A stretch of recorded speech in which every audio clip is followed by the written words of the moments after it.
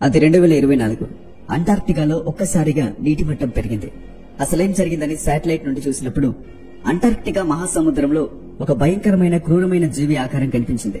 అది చూడ్డానికి పెద్ద జీవి తలలాగా కనిపిస్తూ ఉండడం సైంటిస్టులు కూడా గమనించారు.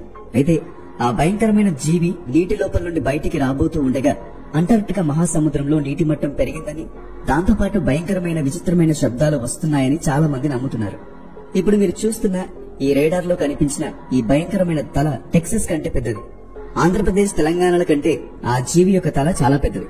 మీరు రీసెంట్ గా చూసుకున్నట్లయితే సముద్రం నుంచి చాలా జీవులు బయటకు వస్తున్న వీడియోస్ చాలా వైరల్ అవుతున్నాయి. లైక్ సముద్రంలో ఉండే డూమ్స్డే ఫిష్ తీరానికి రావడం, మరియు ఒరిస్సా బీచ్ లో కొన్ని వందల తాబేళ్లు రావడం, కేరళలో కొన్ని లక్షల చేపలు ఒడ్డుకు రావడం, ఆస్ట్రేలియాలో 150 కంటే ఎక్కువ తిమింగలాలు బయటకు వచ్చి చనిపోవడం, మరియు సముద్ర గర్భం నుండి యాంగ్లర్ ఫిష్ కూడా బయటికి రావడం. నిజానికి ఇవి డీప్ సీ క్రియేచర్స్, అంత ఈజీగా బయటికి రావు. ఇవన్నీ దేన్నో చూసి భయపడుతున్నాయి. ఇవన్నీ సముద్రం నుండి ఎందుకు బయటకు వస్తున్నాయి? ఈ ఇన్సిడెంట్స్ అన్నిటికీ సముద్ర గర్భంలో ఉండే ఈ జీవికి ఏమైనా కనెక్షన్ ఉందా? నాసాకి ఈ జీవి గురించి అన్ని తెలిసినా కూడా సైలెంట్ గా ఉందా? బైబిల్లో కూడా ఈ జీవి గురించి మెన్షన్ చేశారు, అంతం వచ్చే ముందు ఈ జీవి బయటికి వస్తుందని. అయితే ఇప్పుడు ఈ జీవి మేలుకుందా? ఈ జీవి గురించి అనేకమైన విషయాలు ఈ వీడియోలో తెలుసుకుందాం. ఈ వీడియోలో ఈ జీవి కథ ఏంటి, ఇప్పుడు జరిగే ఇన్సిడెంట్స్ అన్నిటికీ రీజన్ ఏంటి, 2025లో నిజంగా ప్రళయం రాబోతుందా, వీటన్నిటి గురించి డీటెయిల్ గా డిస్కస్ చేద్దాం. టాపిక్: సముద్ర గర్భంలో నివసిస్తున్న ఓ పెద్ద జీవి దాని చుట్టూ తీవ్రమైన వేడి ఉండటం వల్ల, దాని నోటి నుండి అగ్ని రావడం వల్ల వేరే ఇతర చేపలు దాని దరిదాపుల్లోకి కూడా వెళ్లలేవు. ఈ జీవి ప్రపంచానికి తెలియని సముద్ర లోతుల్లో దాగి ఉంది. అయితే ఒకరోజు అది సముద్ర గర్భంలో నుండి బయటికి వస్తుంది. ఆ రోజున భూమి అంతటా భారీ భూకంపాలు, భారీ అలలు, సునామీలు వస్తాయి. ఆ జీవి పేరే లివియాథాన్. దీని గురించి బైబిల్లోనూ అలాగే యూదుల గ్రంథాల్లోనూ మెన్షన్ చేసి ఉంది. యూదుల గ్రంథాల ప్రకారం, ముఖ్యంగా book of Enoch and Jewish Midrash ల ప్రకారం, దేవుడు ప్రపంచాన్ని సృష్టించినప్పుడు 3వ రోజు దేవుడు ఒక భారీ పామును సృష్టించాడు. అది మామూలు పాము కాదు. దాని పొలుసులు ఇనుములాగా ఉంటాయి. దాని ఆకారం చాలా పెద్దగా ఉంటుంది. ఈ పాము డ్రాగన్ లాగా అగ్నిని వదులుతుంది. దాన్ని ఓడించే సామర్థ్యం ఏ మనిషికి లేదు. అంతటి అసాధారణమైన శక్తులతో దేవుడు ఈ పామును సృష్టించాడట. భూమిపైన మంచి చెడులను బ్యాలెన్స్ చేయడానికి ఈ బలమైన పామును సృష్టించాడు. అలాంటి పాములు ఒకటి కాదు, ఆడజీవి మరియు మగజీవి రెండింటినీ దేవుడు సృష్టించాడు. అయినప్పటికీ అవి పునరుత్పత్తి చేయడం ప్రారంభిస్తే ప్రపంచంలో మిగతా జీవులు జీవించలేవని దేవుడు గ్రహించి ఈ 2 జీవుల్లో నుండి ఒక జీవిని మాత్రమే ఉంచాలని దేవుడు నిర్ణయించుకున్నాడు. తర్వాత ఈ పాము సముద్రంలోని లోతైన ప్రాంతంలోకి వెళ్లిపోయింది. ఈ పాము పేరే లివియాథాన్. ప్రపంచ అంతం దగ్గర పడుతున్న సమయంలో సముద్రంలో నుండి ఈ జీవి బయటకు వస్తుంది. అది బయటకు వచ్చినప్పుడు దాని నోట్లో నుండి అగ్ని జ్వాలలు బయటకు వస్తాయి. ఈ పాము అంతా రక్తంతో కప్పబడి ఉంటుంది. ఈ పాము కేవలం తన తోకని కదిలిస్తే భూమిపైన భూకంపాలు వస్తాయి. అంతేకాకుండా అది సముద్రం నుండి బయటకు వచ్చే సమయంలో ఈ ప్రపంచం భయంకరమైన కాలంలో ఉంటుంది. ఈ జీవి బయటకు వచ్చినప్పుడు ప్రళయం వస్తుందని కొన్ని జూయిష్ గ్రంథాలలో ఉంది. ఈ పాము యొక్క భారీ పరిమాణం మరియు శక్తి వల్ల భూమి మీద భయంకరమైన విధ్వంసం సంభవిస్తుంది. ఈ భారీ పాము భూమిని కదిలిస్తే ప్రపంచమే భయంతో వణిగిపోతుంది. దాని ఊపిరి భూమిపైన ఒక అగ్నిపర్వతం లాగా పేలుతుంది. అనేక ప్రాంతాలలో భారీ సునామీలు ఏర్పడతాయి. ఈ లివియాథాన్ని ఎదిరించడానికి ఎవరూ లేరు అనిపించవచ్చు, కానీ యూదుల గ్రంథాల ప్రకారం మంచివారు మాత్రమే దేవుణ్ణి ఆరాధిస్తారు. అలా ఆరాధించినప్పుడు దేవుడు వారిని స్వర్గానికి తీసుకెళ్తాడు. చివరికి దేవుడు లివియాథాన్ను ఎదిరించి దాన్ని నాశనం చేసి విజయాన్ని సాధిస్తాడు. ఆ తర్వాత భూమిపైన మంచివారు మాత్రమే మిగులుతారు. ఇదంతా యూదుల గ్రంథాల్లో ఉంది. అయితే బైబిల్లో మాత్రం ఈ జీవి గురించి చాలా ఆసక్తికరమైన విషయాలున్నాయి. ఈ భూమిపైన దేవుడు సృష్టిని చేసినప్పుడు అన్ని జీవులు మనిషికి లోబడేలాగా దేవుడు వాటిని సృష్టించాడు. కానీ ఒక జీవిని మాత్రం మనిషి కంట్రోల్ చేయలేడు, అదే ఈ లివియాథాన్.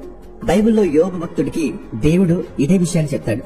నువ్వు లివియాథాన్ అలాగే బెహిమోత్లను అదుపు చేయలేవు, ఎందుకంటే అవి ఆకారంలో చాలా అంటే చాలా పెద్దవి, భయంకరమైనవి.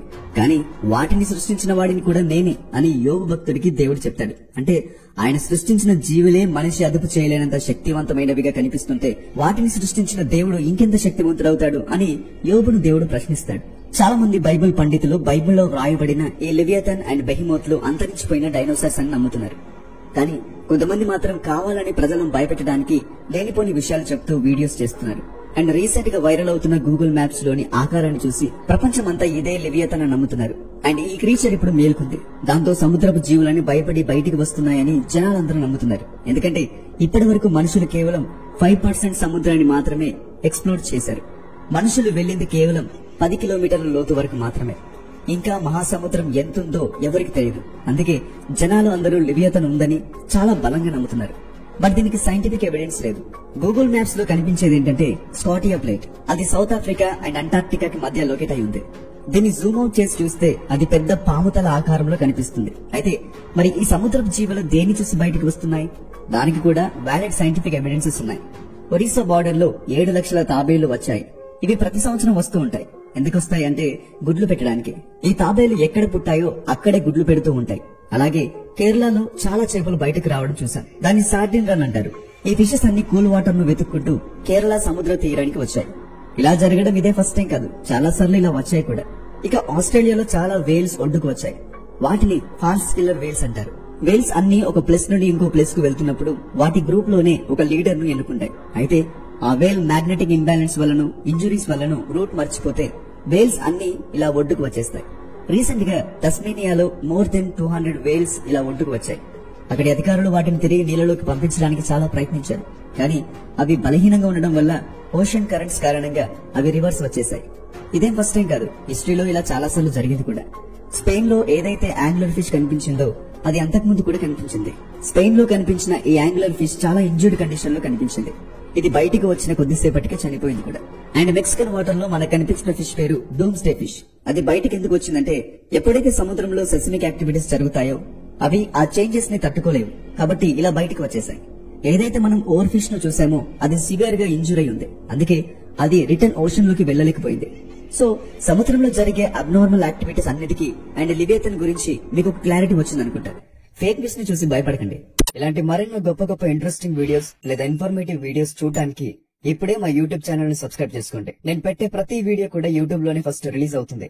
కాబట్టి మీరు ఏ వీడియో కూడా మిస్ అవ్వకుండా ఉండటానికి ఇప్పుడే యూట్యూబ్ ఛానల్ ని కూడా సబ్స్క్రైబ్ చేసుకోండి. కింద కామెంట్ బాక్స్ లో మీకు మా యూట్యూబ్ లింక్ కనబడుతుంది.